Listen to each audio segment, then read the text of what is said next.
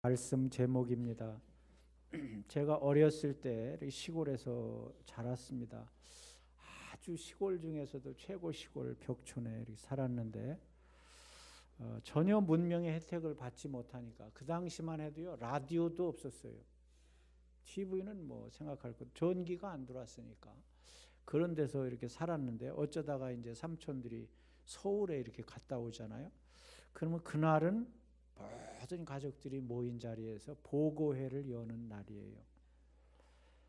서울에 대한 얘기를 하면 어린 우리들은 막 정신을 잃고 그냥 그 말에 집중했어요. 너무 다른 세상이니까. 제가 말씀을 준비하면서 예수님이 오셔서 제자들을 앉혀놓고 많은 사람들 앞에서 이렇게 말씀하실 때 반응이 어땠을까, 그런 걸 생각해 보는데 성경에는 두 가지로 말하고 있어요. 여지껏 다른 사람한테서 들어본 일이 없는 말씀을 하셨대요. 그리고 그 말씀이 권세가 있었다고 하는 거예요. 상상해 보세요. 천국에 대해서 말씀하는데, 사람이 구원받는 진리에 대해서 말씀하는데 얼마나 신기하고 놀랍고 얼마나 대단했겠어요. 자, 그런데 예수님이 오셔서 이제 제자들에게 복음을 전하고 많은 사람들에게 복음을 전하시다가 이제 사명의 정점에 왔을 때 십자가에서 돌아가시잖아요. 우리의 죄를 위해서 또 악한 사탄과 싸워서 이기시고 이제 부활하셔요. 자, 부활하신 후에 제자들에게 제일 먼저 맡긴 사명이 너희도 나가서 많은 사람들에게 복음을 전해야 된다는 거예요. 땅 끝까지 나가서 복음을 전하라 그랬어요. 그리고 특별히 바울이라고 하는 사람을 불러서 너는 이방에 나가서 복음을 전해라. 다시 말하면 다른 나라에 가서 복음을 전해라. 그런 사명을 맡겨주셨어요. 근데 바울은 복음을 전하면서 온갖 박해를 받다가 결국 고발을 당하게 돼요. 그래서 재판을 받아야 되는데 참 하나님의 섭리죠. 바울에게는 로마의 시민권이 있었어요. 로마의 시민권. 그러니까 지금으로 말하면 미국 시민권을 가지고 있는 것과 마찬가지예요. 자, 그러니까 사람들이 함부로 다루지 못하는 거예요. 당시 로마는 세계에서 최강국이고 세계를 통일했던 그런 나라이기 때문에 함부로 건드릴 수가 없어요. 그래서 죄수의 몸으로 나는 황제 앞에 가서 재판을 받겠다. 그래서 로마로 압송하게 돼요. 당시에 로마는, 세계는 로마로 통한다고 할 정도로 대단한 막강한 실력을 가지고 있었고 황제를 숭배하고 온갖 우상을 숭배하던 그런 때였습니다. 반면에 기독교는 엄청나게 박해를 했습니다. 그 현장이 지금도 이제 여러분이 혹시 로마에 가실 기회가 있으면 볼 수 있는데, 카타콤이라고 하는 지하 도시가 있어요. 지하 도시. 거기에 가보면 정말 그 고난과 역경의 눈물과 피가 서려 있는 곳이에요. 그 유명한 그런 말이 있잖아요. 그곳에 가서 길을 잃게 되면 살아생전에 나오기가 어렵다는 거예요. 그렇게 복잡하게 돼 있어요. 그런데 그렇게 박해하던 그때 바울이 복음을 들고 로마로 갔다고 하는 것은 그냥 태평양 바다, 큰 넓은 바다예요. 배 한 척이 있는 것과 같아요. 하늘을 나는 새 한 마리와 같다고 표현해야 맞을 거예요. 그런데 하나님께서 놀랍게 역사하셔서 죄수로 끌려갔지만 거기서 로마의 고위직들을 만날 수 있는 기회를 열어주셨고 거기서 로마를 흔들 수 있는 사람들에게 복음을 전하게 되었어요. 그래서 로마 땅에 하나님의 나라가 임하게 되었고 황제가 변하게 되어서 결국 기독교를 국교로 받아들이는, 물론 세월이 여러 해 지난 다음에 일어난 일이지만 국교로 받아들이는 엄청난 사건이 일어나게 되었어요. 거기서부터 사명의 날개를 달고 세계로 복음이 증거되게 되었어요. 그래서 제일 먼저 간 곳이 게르만 민족에게 옮겨졌어요. 지금으로 말하면 뭐 독일 근방에 있는 나라들이라고 말할 수 있겠죠. 그들은 야만족이었어요. 근데 그들이 놀랍게 변화됐어요. 거기서 다시 앵글로 삭슨 민족에게 건너갔어요. 영국이에요. 그들은 해적이었어요. 해적. 더 야만적이었어요.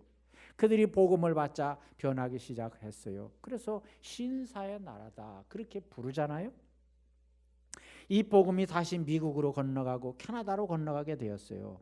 오늘의 미국을 건설하게 되었다고 하는 거예요. 많은 선교사들이 날개를 달고 세계로 나가서 복음을 전했습니다. 그 복음이 아시아의 작은 나라인 대한민국에까지 오게 되었다고 하는 거예요. 130여 년 전에 이 땅에 복음이 들어왔어요. 그럼 여러분 생각해 보세요. 하나님께서 왜 이 땅에 복음을 전하게 하셨을까? 이 작은 나라에 왜 복음을 전하게 하셨을까? 하나님의 뜻이 분명히 있겠죠. 그러니까 이 땅에 와서 그들이 복음을 전하게 된 것이죠. 그래서 그것은 뭐냐 하면 우리를 통해서, 우리나라를 통해서 또 더 많은 지역에 복음을 전하게 하기 위해서 우리나라를 도구로 사용하시는 하나님의 큰 섭리가 있는 줄로 믿습니다. 그러니까 우리도 이제 날개를 달고 세계로 나가서 복음을 전하는 그런 국가가 된 거예요. 세계에서 두 번째로 선교사를 많이 파송하는 나라가 되었습니다. 그럼 예수님께서 세계 정복의 꿈을 바울에게 전해 주었고 또 바울에게서 훈련받은 많은 선교사들이 세계 나가서 복음을 전했습니다. 그러니까 하나님은 어떤 사람을 통해서 일하신다 그랬죠? 하나님은 어떤 사람을 통해서 일하셔요? 한 글자로 뭐가 있는 사람을 통해서 일하시는 거예요. 꿈이 있는 사람을 통해서 일하시는 거예요. 그러니까 하나님께서 예수님을 통해서 바울에게 세계 선교의 꿈을 부여해 주셨어요. 그 꿈을 안고 나가서 복음을 전한 거예요. 자, 그렇다면 우리가 그 바통을 이어받아 가지고 우리도 꿈을 꿀 때, 그런 세계적인 꿈을 꿀 때 하나님이 우리를 통해서 일하신다는 거예요. 여러분 이스라엘 민족이 애굽에 있을 때 가나안 땅에 대한 꿈을 주시잖아요. 그리고 그 꿈대로 이루어 주셨잖아요. 아브라함에게 믿음의 조상이 되는 꿈을 심어 주셨어요. 자식이 하나도 없는데 그런 꿈을 붙들고 있을 때 아브라함이 믿음의 조상이 되게 해주셨어요. 어린 요셉이 민족의 지도자의 꿈을 심어주셨어요. 근데 그대로 됐잖아요. 오늘 우리도 미래의 꿈을 가진 사람들에 의해서 이 세상이 발전해 나가는 거예요. 그렇다면 여러분 우리가 어떤 꿈을 꿔야 되겠어요? 여러분이 꿈을 가지고 있다고 한다면 하나님은 여러분의 꿈을 통해서 일하실 줄로 믿습니다. 그렇기 때문에 여러분의 미래는, 저는 여러분의 미래를 확실히 알려줄 수 있어요. 어떻게 알려주느냐? 여러분이 지금 무슨 꿈을 꾸고 있느냐에 따라서 미래가 결정되는 거예요. 우리 교회가 어떤 꿈을 가지고 있느냐에 따라서 우리 교회의 미래가 결정되는 거예요. 그러니까 여러분이 잘 되기를 원한다고 한다면 잘 되는 꿈을 꿔야 돼요. 믿습니까? 여러분 자녀가 잘 되기를 원한다고 한다면 그 자녀가 잘 되는 꿈을 꿔야 된다는 거예요. 자, 그러면 예수님의 제자들은 어떤 꿈을 꾸었을까? 예수님의 제자들에게도 꿈이 있었어요. 제자들의 꿈은 여러 가지가 있었는데 그거를 줄이면 세상 나라에 대한 꿈이에요. 눈에 보이는 이 나라에 대한 꿈을 꾸고 있었다고 하는 거예요. 그래서 성경에서는 이 세상은 어떤 세상이라 그랬어요? 잠시 있다가 없어지는 안개와 같은 세상이다. 들의 꽃과 같은 것이다. 이렇게 말했어요. 그러니까 세상은요 그냥 지나가는 거예요. 여기가 목적지가 아니에요. 우리의 목적지는 어디예요? 천국이에요. 그러니까 이 땅은 지나가는 경유지예요. 경유지. 제가 오늘 예배를 마치고 바로 태국을 출국을 하는데 항공권을 사는데요 표가 없어요. 이상하다. 지금 방학 때도 아닌데 그렇다고 뭐 연휴 기간도 아니고 그런데 왜 없을까 이렇게 생각을 알아봤더니 우리는 춥잖아요. 태국은 날씨가 뜨겁잖아요. 그러니까 이 추운 우리나라를 피해 가지고 돈 있는 사람들이요 골프 치러 가느라고 항공권이 없어요. 그래서 겨우 하나 얻었는데 어떤 항공권이냐? 저 대만으로 가가지고 거기서 경유를 해서 태국 가는 항공권을 하나 겨우 얻었어요. 이렇게 사람이 많아요. 경제가 어렵다, 못 살겠다, 맨날 그래도 놀러 다니는 판을 이런 사람들이 그냥 너무 많단 말이에요. 자, 그런데 경유하는 거예요. 대만을 내가 가는 게 아니에요. 거기는 그냥 경유해서 태국을 가는 거예요. 마찬가지에 대한민국도 여러분이 경유해서 가는 곳이지 여기가 목적지가 아니에요. 자, 중요한 것은 여기를 목적지로 알고 살아가게 되면 어떻게 돼요? 여러분 세상 떠날 때 어떻게 해요? 얼마나 허무함을 느끼겠어요? 얼마나 절망하겠어요? 자, 중요한 것은 우리의 목적지는 따로 있다. 우리의 목적지는 천국이다. 그래서 우리는 이 땅을 경유해서 가는 것이다. 행인과 나그네와 같이 지나는 삶을 살아가는 것이다 하는 것이에요. 자, 그런데 제자들은 어떤 꿈을 가지고 있느냐? 정치적인 꿈을 가지고 있었어요. 당시 로마가 그 나라를 지배하고 있었어요. 일본이 우리나라를 지배했던 것처럼 로마가 그 나라를 식민 통치를 하고 있었단 말이에요. 자, 그러니까 그 나라 백성이라면 누구나 다 어떤 꿈을 꿔요? 우리가 빨리 해방돼야 되겠다. 우리나라가 자주 독립국가를 이루어야 되겠다 하는 것은 모든 국민들의 꿈이에요. 그런 꿈을 갖지 않은 사람은 없어요. 여러분, 우리나라도요, 일본이 우리나라를 지배할 때 얼마나 우리의 조상들이 어려움을 겪었는지 후대들은 잘 몰라요. 저희 들어서 아는 것인데 우리의 아버지 세대가요, 남자는 징용으로 다 끌려갔어요. 그래가지고 이름도 모르는 곳에 가서 싸우다가 전쟁하느라고 일본을 위해서 싸우는 거예요. 싸우다가 거기서 죽고 고향으로 돌아오지 못한 사람들이 수없이 많아요. 또 여성들은 위안부로 끌려가서 인간 이하의 삶을 살았어요. 그러니까 지금도 그 문제를 가지고 일본과 우리나라에 해결되지 않은 복잡한 그런 삶을 살아가고 있잖아요. 그러니까 이런 곳에서 어떻게 하루를 살기를 원하겠어요. 그러니까 그 백성들이 모두가 다 이 나라가 해방돼야 되겠다고 하는 그런 꿈을 가지고 있었다는 거예요. 두 번째는 경제적인 꿈을 가지고 있었어요. 백성들이 가난을 이기고 좀 잘 살아야 되겠다고 하는 거예요. 좋은 것은 다 뺏어가니까. 나머지 찌끄러기만 먹고 살아가니까 얼마나 힘들겠어요. 우리도 가난을 경험했어요. 양식이 없으니까 풀을 뜯어먹고 나무 가죽을 벗겨 먹고 그랬잖아요. 우리 부모님 세대, 여기 연세 많으신 어르신들은 제가 무슨 얘기하는지 아시죠? 제 때도 경험을 했으니까 어르신들은 다 경험을 했을 거예요. 정말 물론 부잣집에 산 분도 있겠지만 대부분이 가난하게 살았습니다. 먹을 것이 없으니까. 그러니까 어떻게 돼요? 그저 잘 살았으면 좋겠다 하는 그런 꿈을 가지고 있어요. 세 번째는 권세에 대한 꿈을 가지고 있었어요. 자, 예수님 때문에 고향 떠났지요. 또 일가 친척들 다 떠났지요. 직업도 버렸지요. 그리고 예수님을 따라다니는데 당연히 예수님 덕분에 출세를 좀 해야 되겠다고 하는 그런 마음을 가질 수밖에 없잖아요. 장관 한 자리 차지할 수 있겠지. 국회의원 한 자리 차지할 수 있겠지. 이런 마음을 가질 수가 있을 것이요. 그래서 야고보와 요한은 어머니가 자기 자식들을 청탁을 하게 되잖아요. 부탁을 하게 돼요. 예수님에게. 근데 열 제자가 그것을 듣고 막 화가 났다 그랬어요. 그러니까 다 제자들이 누구나 다 출세에 대한 꿈을 가지고 있었다 하는 것을 알 수가 있습니다. 이것은 제자들만이 아니라 오늘날 이 시대를 살아가는 여러분과 나에게도 똑같은 꿈이에요. 이 땅에 살아갈 때 잘 살고 싶고 건강하고 오래 살고 싶고 또 자손들이 잘 되기를 원하고 장수하고 싶고 그런 꿈은 다 가지고 있잖아요. 있어요? 네, 그런 꿈을 다 가지고 있어요. 일반적인 꿈이에요. 자, 그런데 이런 것들이 과연 허망한 꿈이라고 하는 거예요. 자, 그러면 예수님은 어떤 꿈을 가지고 있는가? 예수님은 제자들의 꿈과 전혀 다른 하나님 나라에 대한 꿈을 가지고 있어요. 제자들은 어떤 나라에 대한 꿈을 가지고 있다 그랬어요? 세상 나라에 대한 꿈을 가지고 있어요. 근데 예수님은 하나님 나라에 대한 꿈을 가지고 있어요. 예수님은 이 땅에 계시지만 우리처럼 육신을 몸을 입고 이 땅에 계시지만 하나님 나라의 꿈을 가지고 계셨다 하는 거예요. 그러니까 모든 사람들에게 복음을 전해서 영혼을 구원하는 것이 예수님의 꿈이었어요. 온 세상에 하나님의 나라가 세워지는 것이 예수님의 꿈이었다 하는 거예요. 그런데 제자들은 자기들의 꿈이 이루어지기를 기다렸단 말이에요.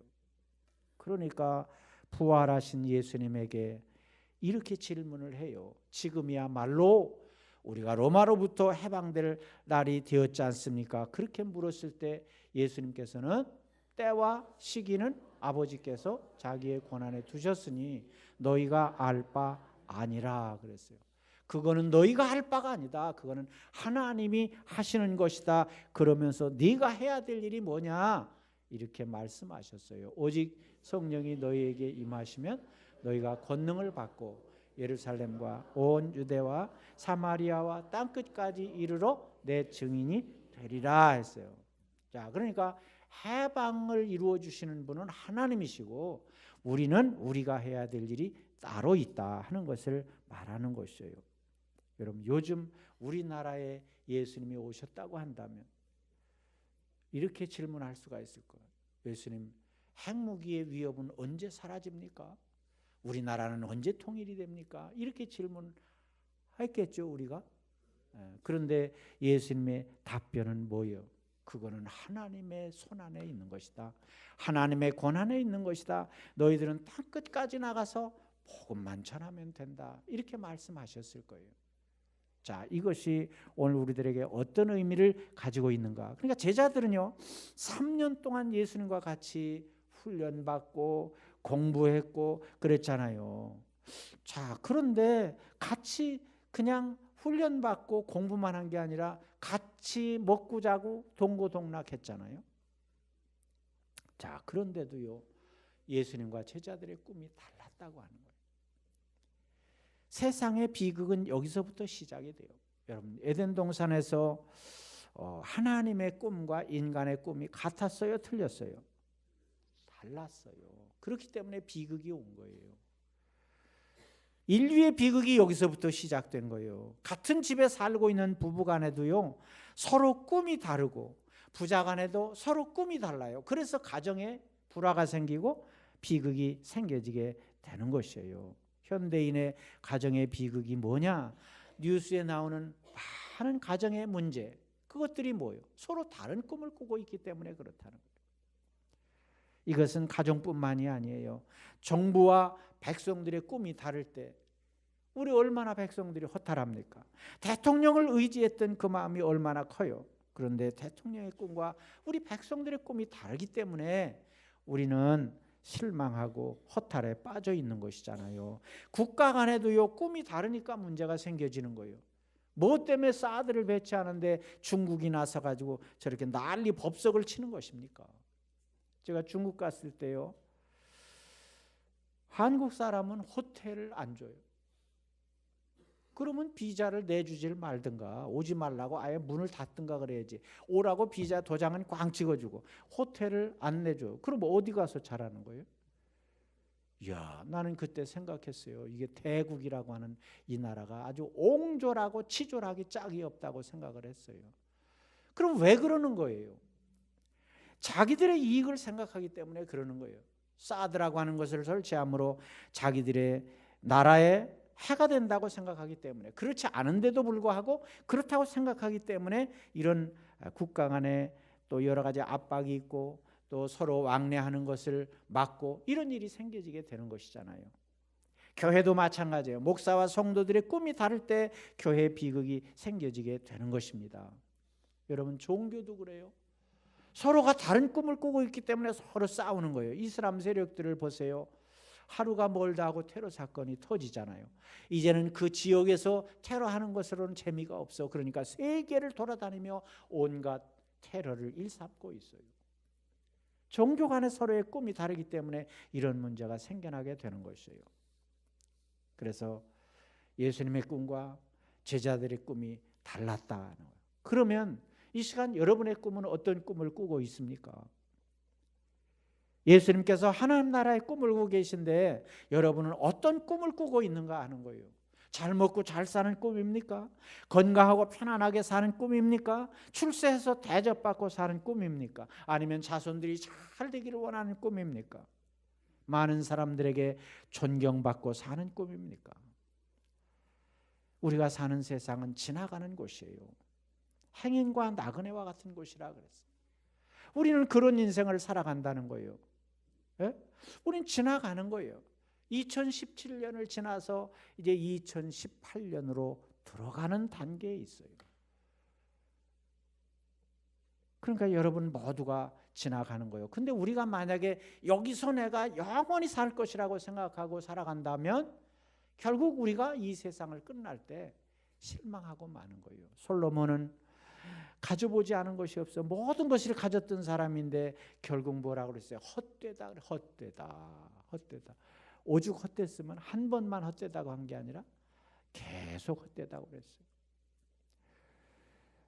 우리보다 앞서 산 사람의 그 고백을 우리는 무시할 수가 없어요. 여러분, 세상에 아무리 훌륭하게 지은 건물도요, 언젠가는 무너져야 돼요. 여러분, 사람들이 하나님처럼 되겠다고 바벨탑을 쌓았잖아요. 그러니까 하나님이 후 보니까 한순간에 다 무너지고 말았어요. 이것이 세상의 것이에요. 여기 젊은이들도 있고 학생들도 있지만 젊은이들도 학생들도 언젠가는 노인이 되게 되고 언젠가는 세상을 떠나야 돼요. 다 지나가는 인생을 살아가는 거예요. 여러분, 역사적으로 보면 세계를 내 손 안에 넣겠다고 마음먹었던 사람들이 있잖아요. 바로, 헤롯, 네로, 일본 천황, 진시황, 나폴레옹, 이런 사람들은 세계를 자기만의 왕국을 세우고 통치하려고 하는 꿈을 가지고 있었어요. 그러나 그들은 다 실패하고 말았어요. 지금은 흔적도 없이 사라지고 말았어요. 그것은 왜 그러냐? 하나님과 아무 상관이 없는 것은 부질없는 꿈에 불과하다고 하는 거예요. 왜 그래요? 하나님이 세상을 만드시고 하나님이 세상을 이끌어 가시고 하나님이 이 세상 마지막 종말을 축원하시기 때문에 그렇다는 거예요. 최근에 여러분 뉴스를 보신 분은 아시겠지만 37년 동안 집권했던 짐바브웨 대통령이 탄핵을 당해서 쫓겨났어요. 야, 우리나라는 5년이에요? 4년? 5년인가? 관심도 없어. 5년인가 4년인가 하여튼 그래. 그러면 그 자리에서 물러나야 돼. 37년을 하고도 모자라가지고 더 하려고 그러다가 탄핵을 당했는데요. 더 웃긴 것은 그 부인이요, 41살 아래랍니다. 41살 아래. 그러면 손녀하고 살았다는 얘기잖아요, 여지껏. 근데 그 손녀뻘 되는 41살 아래인 부인에게 대통령의 실권을 물려주려고 하다가 결국 조지를 당하고 물러났다 그래요. 여러분, 세상에는요, 어떤 사람도 영원할 수가 없어요. 흘러가는 뜬구름을 붙들고 영원하겠다고 애를 쓰는 어리석은 인간과 같다고 하는 거예요. 자, 그래서 우리는 어떤 꿈을 가지고 있어야 되느냐? 하나님께서, 예수님께서 제시하는 위대한 꿈을 여러분에게 소개하려고 그래요. 자, 예수님께서 제자들을 부르신 후에 이유를 뭐라고 그랬어요? 너희를 사람을 낚는 어부가 되게 하려고 부르셨다 그랬어요. 자, 그래서 해 돋는 데서부터 해 지는 데까지 열방들이 자기의 죄를 회개하고 예수님 앞에 나오게 하는 것이 예수님의 목표, 꿈이에요. 세계 모든 열방의 사람들이 자기 죄를 알고 회개하고 깨닫고 하나님 앞에 나오는 것. 그래서 살아계신 하나님을 알고 예배드리고 찬송 부르고 그것을 기대하기 위해서 제자들을 불러내셨다고 하는 거예요. 자, 그런데 제자들이 자기 중심의 꿈을 가지고 살다가 예수님의 이 위대한 하나님 나라의 꿈을 드디어 발견하게 됩니다. 그랬을 때 그들은 자기들의 꿈을 수정하게 돼요. 자기들의 꿈을 버리고 예수님의 꿈으로 받아들이게 되었다고 하는 거예요. 우리들에게도 이런 꿈의 수정이 있어야 될 줄로 믿습니다. 세상 나라에 대한 꿈을 가지고 있었다고 한다면 그냥 흘러가는 나라, 지나가는 나라에 대한 꿈을 가지고 있었다고 한다면 허무한 거예요. 그러니까 위대한 하나님 나라의 꿈으로 바꿔야 된다. 그래서 위대한 하나님 나라의 꿈을 우선순위로 하며 살아야 될 줄로 믿습니다. 그래서 그들이 세계에 나가서 복음을 전하게 되었고 온 세상이 바로 하나님을 믿는 백성들이 되었다 하는 거예요. 여러분, 제자들이 자기 꿈을 가지고 살 때를 한번 돌아보세요. 자기 꿈을 가지고 살 때는 아무것도 한 것이 없었어요. 베드로라는 사람이 3년 동안 예수님을 따라다니며 수제자 노릇을 했는데 예수님이 십자가에 달리실 때 재판받는데 나는 예수님을 모른다고 부인했어요. 세상에 그럴 수가 있어요? 그리고 제자들이 저만 살겠다고 안전한 곳에 피했잖아요. 십자가의 고난을 당할 때 잘못 걸리면 자기들도 한 예수님과 한 무리가 되어서 무슨 해를 입을지 모르잖아요. 그러니까 다 도망가 버리고 한 사람도 보이질 않았어요. 자, 이것이 제자들의 모습이었단 말이에요. 그런데 성령이 임했어요. 예수님의 꿈으로 수정을 했어요. 그러니까 기적의 주인공들이 되었어요. 베드로가 설교할 때 수천 명의 사람들이 회개하고 돌아왔어요. 병든 자가 고침을 받고요. 귀신이 쫓겨났어요. 복음이 전한 곳마다 이런 능력과 권세가 나타났어요. 이것이 뭐냐? 바로 자기들의 꿈을 가지고 살 때는 아무 한 일이 없었지만 예수님의 꿈으로 수정한 후에 그런 역사가 일어나게 되었다 하는 거예요. 그럼 왜 그런 역사가 일어나게 되는 거예요? 예수님의 꿈으로 수정하게 됐을 때 예수님의 권세와 능력이 제자들을 통해서 나타나기 때문에 그런 것이에요. 여러분, 우리나라도 130여 년 전에 기독교의 복음이 들어왔는데 어떤 사람들이 와서 복음을 전했을 것 같아요? 자기의 꿈을 가진 사람, 자기의 꿈에 충실한 사람들은 절대로 우리나라에 올 수가 없어요. 왜 그래요? 그들도 가정이 있잖아요.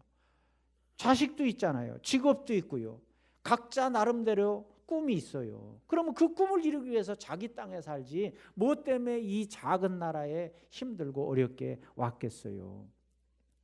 그러니까 그들이 우리나라에 들어올 수 있었던 것은 자기들의 꿈을 다 접고 예수님의 꿈을 붙들었을 때 힘들고 어려워도 우리나라를 찾아올 수가 있었다고 하는 거예요. 여러분, 양화진 뭐 멀지 않죠? 양화진이라고 하는 곳에 가면 외국의 선교사들이 와가지고 우리나라에서 복음 전하다가 순교한 많은 분들의 묘가 거기에 있어요. 거기에 보면요, 여러 가지 기막힌 사연들이 많아. 우리가 우리나라를 사랑하는 것보다 그 사람들이 우리나라를 더 사랑한 분이 있어요. 절대로 자기 나라에 가지 않고 이 한국 땅에 묻혀야 되겠다고 그렇게 해서 묻힌 사람들이 있단 말이에요. 여러분, 생각해 보세요. 어떻게 해서 그럴 수가 있을까? 그것은 바로 예수님의 꿈을 따랐기 때문에 그렇다 하는 거예요. 그래서 예수님을 영접하고 성령이 임했을 때 그들은 자기의 꿈이 얼마나 헛된 것인가를 알게 되었고 예수님의 꿈으로 수정했기 때문에 우리나라에 오게 되었다고 하는 거예요. 그런 사람들에 의해서 세계는 놀랍게 변화되고 있다고 하는 것입니다. 사도행전에 보면 너희의 젊은이들은 환상을 보고 너희의 늙은이들은 꿈을 꾸리라 그랬어요. 여기 환상을 보고 꿈을 꾼다고 하는 것은 우리의 욕심을 이루기 위한 그런 꿈이 아니에요. 바로 하나님이 우리에게 주신 그 꿈, 그러니까 이걸 환상이라고 하는 것은 이상이라고 번역할 수도 있고 또 비전이라고 말할 수도 있어요. 외국어로 말하면 비전이라고도 말할 수 있어요. 그러니까 비전은 뭐냐? 비전은 뭐냐? 정의하면 하나님의 마음에 있는 것을 우리 마음에 가지는 거예요. 그러니까 내 꿈을 버리고 예수님의 꿈을 갖는 것을 비전을 가졌다, 그렇게 말할 수가 있는 것이에요. 그러니까 하나님의 마음이 내 마음에 있는 거예요. 예수님의 마음이 내 마음에 있는 거예요. 여러분, 현대인들을 제가 싸잡아서 이렇게 말하는 것은 문제가 있겠지만 현대인들의 대부분들이 비전이 있습니까? 비전이 있어요? 눈앞의 것만 보고 살아가요. 쾌락이 그들의 우상이에요. 어떻게 하면 더 많이 즐길 수 있을까? 어떻게 하면 재물을 많이 축적할 수 있을까? 그것이 전부예요. 그리고 결혼을 해도 결혼을 안 하려고 하고 결혼을 해도 자녀를 낳지 않으려고 하고 자기들끼리 즐기기 위해서 산다고 하는 거예요. 월세를 살아도 고급 승용차, 외제 승용차를 타고 돈을 벌어서 여행을 가는 일에, 아까도 제가 얘기했잖아요. 항공권이 없어요. 항공권이 없어. 그런데 세상 사람은 그렇다 치더라도 오늘날 그리스도인들조차 비전을 잃어버린다고 한다면 우리나라는 아무 소망이 없어요. 세계가 소망이 없어요. 여러분이 하나님의 마음을 가져야 될 줄로 믿습니다. 여러분이 왜 하나님을 믿고 왜 예수님을 믿고 살아가요? 재물의 복을 얻기 위해서? 건강을 얻기 위해서? 장수의 복을 누리기 위해서? 자녀들이 잘 되기 위해서? 만약에 그래서 예수님을 믿는다고 한다면 이거는 비전이 없는 거예요. 우리가 성령 충만함을 받게 되면 하나님의 마음, 그것이 곧 나의 마음이 된다. 왜 그래요? 성령이 내 안에 계시니까 하나님의 마음을 내가 받아들이게 되는 것이에요. 이것이 중요해요. 그래서 잠언서에 보면 비전이 없는 백성은 망한다 그랬어요. 망한다. 오늘날 교회가 왜 이렇게 무력에 빠지고 있는가?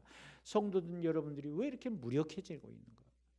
잘 한번 살펴보세요. 돌아보세요. 한 해를 결산하고 또 새해를 이렇게 맞으면서 우리가 자신을 잘 돌봐야 돼요. 왜 이렇게 나는 무력해지는가? 세월이 갈수록 더 나아져야 되는데, 세월이 갈수록 더 활력 있는 삶을 살아야 되는데 왜 이렇게 무력해지는가? 한국 교회가 싸우고 분열의 몸살을 앓고 있는가? 여러분, 그 답은 하나예요. 비전이 없기 때문에 그렇다 하는 거예요. 하나님은 어떤 사람을 통해서 역사하시겠어요? 하나님의 꿈을 가진 사람을 통해서 일하신다고 하는 거예요. 근데 하나님의 꿈을 가진 사람이 없다. 그러면 하나님이 일하실 수가 없는 거잖아요. 여러분이 하나님 앞에 쓰임 받기를 원합니까? 그렇다면 하나님의 마음을 가져야 된단 말이에요. 내 꿈에 충실한 사람은 하나님 앞에 쓰임 받을 수가 없다고 하는 거예요. 어떤 사람이 성령 충만한 사람입니까? 예? 시끄럽게 남에게 광기를 보이는 그런 사람이 충만한 것이 아니라 하나님의 마음을 내 마음에 가지고 있는 자, 하나님의 마음을 내 마음에 품은 자가 바로 성령 충만한 자인 줄로 믿습니다. 그래서 하나님의 교회를 바라보면서 하나님의 사역을 바라보면서 늘 안타까운 마음이 있어요. 예수님의 비전을 가지고 하늘을 바라보며 하나님 저를 사용해 주세요. 저를 드립니다. 제가 여기에 있습니다. 이렇게 말하는 사람을 하나님이 들어 쓰실 줄로 믿습니다. 오늘 여러분, 제가 여러분에게 종이를 실제로 나눠줄 수는 없지만 지금 종이를 다 나눠서 받았다 그렇게 생각해 보세요. 종이를 받아들었어요. 그리고 이제 쓰는 거예요. 여러분의 비전이 무엇입니까? 빨리 쓰세요. 머릿속으로 막 이렇게 쓰세요. 뭘 썼어요? 비전을 물으면 평생에 내가 이 일만을 꼭 이루고 싶다. 그런 일을 쓰시란 말이에요. 자, 그러면 뭘 썼나 이제 확인해 보겠습니다. 뭘 썼어요? 많은 통장? 넓은 아파트? 자녀들의 대성공? 외제 승용차? 그렇다면 여러분은 비전이 없는 거예요. 왜 그래요? 우리 세상 떠날 때 그런 거는 다 쓰레기와 같은 것이거든. 다 경유하는 우리는 거기에 아무 소망이 없는 거예요. 사랑하는 여러분, 여러분에게 꼭 당부하고 싶은 것은 하나님의 마음을 품기 위해서 기도하는 여러분이 되시기를 바랍니다. 구약의 예레미야나 다니엘, 에스겔과 같은 사람들은 정말 그 민족이 타락하고 백성들이 타락했을 때 민족을 구원하는 데 쓰임을 받았어요. 그 사람들은요, 많이 배운 사람도 아니고 또 물질이 많은 사람도 아니고 권세가 있는 사람도 아니었어요. 오직 하나님의 꿈을 가지고 있는 그 사람들이 역사를 발칵 뒤집는 엄청난 기적을 이룬 줄로 믿습니다. 여러분, 이렇게 여러분에게 말하면 아니 그럼 예수님의 꿈을 따라 살면 나와 내 가정은 어떻게 될 것인가 걱정할 분이 많죠. 제자들처럼 다 버리고 오라고 하는 것은 아닌가 이렇게 걱정할 분이 있을 거예요. 그런데요, 걱정하지 마세요. 이런 걱정하는 사람들을 위해서 말씀을 이미 주셨어요. 너희는 먼저 그의 나라와 그의 의를 구하라. 그리하면 이 모든 것을 너희에게 더하시리라 그랬어요. 이 무슨 말입니까? 여러분의 자녀가 그냥 공부만 열심히 하면 나머지는 부모가 다 책임지잖아요. 날씨가 이제 추워집니다. 영하로 오늘도 내려갔나요? 앞으로 추워진다 그러잖아요. 영하 12도까지 내려가고 그런데요. 자, 그러면 여러분이 자녀들이 추울까 봐 털옷 사주고 내복 사주고 그런 거잖아요. 엄마한테 일일이 그거 사달라고 하지 않아도 알아서 해주잖아요. 마찬가지예요. 우리가 할 일을 하면 하나님이 알아서 우리의 모든 것을 책임지시는 거예요. 이 원리를 우리가 알아야 돼요. 제가 수요일 날 그 말씀 드린 기억이 나는데, 지난번 인도네시아 선교 보고를 할 때 거기에 갔던 목사님이 소개로 건축 건금을 하신 분이 있다 그랬죠. 기억납니까? 예. 그 남편은 장로, 부인은 권사예요. 그리고 그 교회가 지금 재개발 지역이기 때문에 저 과천 쪽에 땅을 이렇게 사가지고 교회를 지으려고 막 준비를 하고 있어요. 설계를 하고 준비를 하고 있어요. 그분은 교회 수석 장로요. 또 건축위원장이에요. 그런데도 불구하고 인도네시아에 건축원금을 하시면서 자식을 위해서 심는다 그랬다고 그랬죠. 자식을 위해서 심어. 그 자식이 미국에서 공부를 하고 미국에서 이제 직장 생활을 하고 있는데, 미국이 옛날같이 그렇게 풍족하지 못하고 어려우니까 아버지가 들어오라 그랬어요. 한국으로 들어오라. 근데 한국에도 들어오면 만만치 않잖아요. 취직이. 딸 하나 아들 하나인데 딸은 시집가 가지고 멀리 지방에 가 있어요. 그러니까 아무도 없으니까 적적하고, 그러니까 우리하고 같이 살자 그래서 한국으로 돌아왔어요.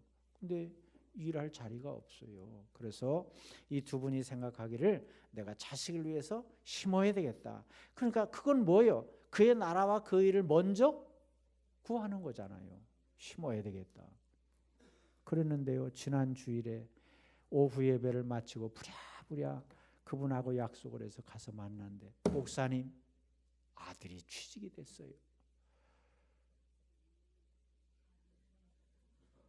근데 기뻐하지도 않아. 남의 일이니까 그래서 그러나. 네, 몇 주 사이잖아요. 몇 주 사이. 기도를 부탁하고. 그래서 막 인도네시아에서는 보육원 어린이들까지 나서서 막 기도하고 그랬다는 거예요. 그러니까 그 몇 주 사이에 하나님이 해결해 주셔가지고 이제 미국에서 있었으니까 저 송도에 새로 개발하는 그 도시에 외국인 회사에 합격을 했는데 무려 한 명을 뽑는데 290명이 왔어. 그것도 별로 안 놀라네. 거기에 합격을 해가지고요, 12월 중순부터 다니게 되었습니다. 그러니까 곧 아마 출근을 할 거예요. 여러분, 이와 같아요. 하나님의 나라를 먼저 섬기고 하나님의 나라를 먼저 일하면 나머지 여러분 가족들을 굶게 하겠어요? 여러분의 사업장이 망하게 하겠어요? 하나님이 다 책임지시는 거예요. 그것이 원리예요. 그것이 하나님이 정하신 원리다. 이것이 복받는 비결이에요. 그래서 세계 역사를 돌아보면, 따라서 해보세요. 예수님의 꿈을 따라 우선순위를 두고 산 사람들은 다 선진 백성이 되었고 세계를 이끌며 살아가고 있다 하는 거예요. 선진 국가들을 보면 다 유럽에 이렇게 많이 있잖아요. 유럽에. 이 사람들이 다 뭐예요? 그런 복받는 비결대로 살았기 때문에, 예수님의 꿈을 가지고 살았기 때문에. 그래서 영국, 독일, 캐나다, 미국 이런 선교사들이 세계 각국의 복음을 전하고 이렇게 했기 때문에 그들이 지금 저렇게 선진 민족이 되어서 잘 살고 있는 거예요. 여러분, 우리나라도 보세요. 내년이면요 3만 부를 넘어설 거라 그래요. 그래서 선진국의 대열에 서게 될 것이라 그렇게 말해요. 어떻게 이 작은 나라에서, 정말 아무것도 없던 이 나라에서, 전쟁의 폐허 속에서 살던 이 나라가 이렇게 될 수 있는가? 그건 하나님의 일을 먼저 하니까 하나님이 이렇게 복을 주신 줄로 믿습니다. 하나님의 일을 먼저 한다는 게 뭐예요? 세계에서 선교사를 두 번째로 많이 파송한다 그랬잖아요. 그러니까 하나님이 이런 복을 주시는 거예요. 그러니까 여러분이 어떤 꿈을 가지고 있든지 예수님의 꿈으로 하나가 되시기를 바랍니다. 그래서 하나님은 어떤 마음을 갖고 계신가? 디모데서에 보면 하나님은 모든 사람이 구원받기를 원하신다 그랬어요. 여러분, 이 구원을 위해서 위대한 사명을 어디에 맡겨주셨어요? 교회에 맡겨주셨어요. 여러분이 감당해야 될 사명이라고 하는 거예요. 그러니까 교회는요, 역사 속에서 보면 온갖 고난과 핍박 속에서도 하나님이 지켜주시기 때문에 안전하고, 하나님이 지켜주시기 때문에 자꾸 부흥하는 거예요. 우리나라가 얼마나 복을 받은 나라입니까? 예? 우리 어렸을 때만 해도요, 가는 곳마다 우상단지가 얼마나 많았는지 몰라요. 점치는 사람들, 사주팔자보고. 근데 지금은요, 가는 곳마다 뭐가 있어요? 십자가가 있어요. 십자가가. 섬에도 있고요, 저 농촌 오지에도 다 교회가 있어요. 십자가가 세워졌어요. 이러니 복을 안 받겠어요? 그리고 우리가 여기에 만족하지 아니하고 더 열심히 복음을 전하는 일을 감당한다면 하나님께서 이제 후에 더 크게 이 나라를 써주실 줄로 믿습니다. 나라가 다르고 언어가 다르고 문화가 달라도 우리의 꿈은 하나예요. 이 꿈으로 하나 될 때 하나님 앞에 크게 쓰임받게 된다는 거예요. 여러분도 바로 이 성령으로 충만하게 무장을 해서 세계를 가슴에 품고 큰 비전을 가지고 이 나라를 변화시키고 세계를 변화시키는 일에 날개를 달고 쓰임받는 여러분들이 다 되시기를 축원합니다. 기도하겠습니다.